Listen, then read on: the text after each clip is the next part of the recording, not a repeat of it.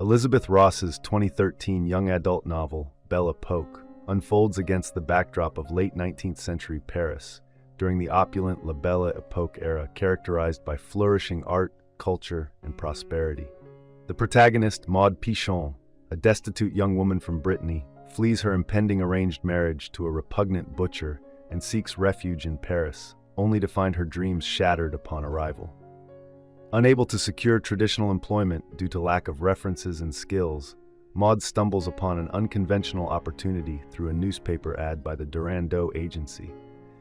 This agency specializes in hiring unattractive women as repoussoirs, who serve as contrastive companions for the wealthy, thereby enhancing their own attractiveness by comparison. Through Maude's journey, the novel delves into themes of desperation, societal norms, and the complexities of personal choices against the backdrop of a rapidly changing society. The role of the paid companion extends beyond mere background presence, serving as a deliberate enhancer for her employer, a conspicuous accessory meant to highlight the employer's strengths while concealing any shortcomings. Ironically, Elizabeth Ross employs an art term with contrasting meaning to describe this fictional occupation. In painting, a repoussoir typically refers to a foreground element that creates depth in the composition, such as a tree in the foreground pointing to a distant mountain, or a painted curtain revealing a scene behind it.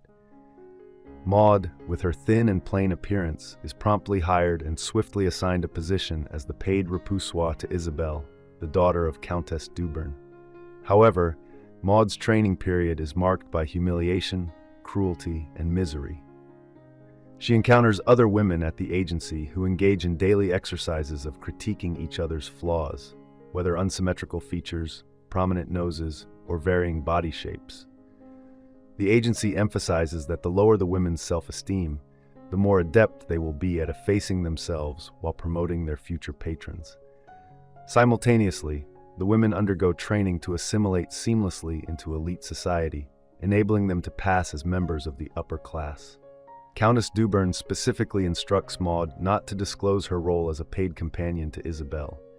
Instead, she is to pose as the niece of a family friend, whom the Duberns have graciously agreed to assist in debuting. The Countess's aim is to secure a suitable match for Isabelle during the summer season. Despite Maude's efforts to befriend Isabelle, she initially finds her to be spoiled, bratty, and disagreeable. Before long, the root of Isabelle's stubbornness becomes apparent. She harbors no desire to be wedded off and relegated to the role of a conventional society wife. Instead, Isabelle harbors a passion for the burgeoning field of photography, despite its then intricate and messy nature involving laboratory chemicals and flash powder preparations. Possessing a keen intellect, Isabelle prioritizes nurturing her mind through education rather than relying solely on her physical allure. As Maude becomes better acquainted with Isabelle, her admiration for her deepens, intensifying her guilt over deceiving her about her true position in the household.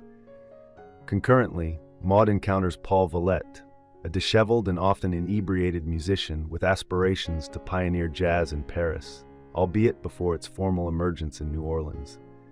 Despite Paul's impoverished and unkempt appearance, Maude finds herself instantly enamored with him.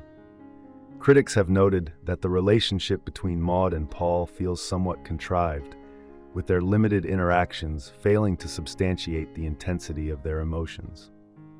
Paul, in particular, exhibits suspicion towards Maude, disbelieving her explanations of her occupation and accusing her of engaging in prostitution. Nevertheless, despite the necessity of her role as a repoussoir, Maude initially finds solace in the debutante lifestyle, which aligns well with her somewhat sheltered and naive disposition. Immersed in the opulence and wealth, Maude momentarily entertains the notion that the aristocrats surrounding her could embrace her as one of their own, regardless of her humble origins. However, this illusion is swiftly shattered when Isabelle learns the truth about Maude's background. Forced to confront her own poor choices, Maude realizes the need to mend her relationships with the women at the agency, whom she had previously treated with disdain. Fortuitously, the other women at the agency share Maude's discontent with their dismal lives and unite to challenge Monsieur Durandot, the agency's proprietor. Empowered by Isabelle's trusty camera, Maude conducts a cathartic portrait session with each woman, capturing their inner beauty. This poignant moment parallels the novel's recurring motif of the Eiffel Tower, symbolizing unconventional beauty.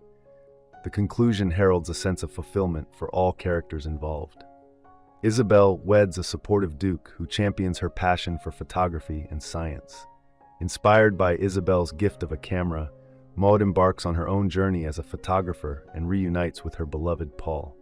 Additionally, the agency's other women find employment in their preferred artistic pursuits, contributing to the cultural flourishing of the era.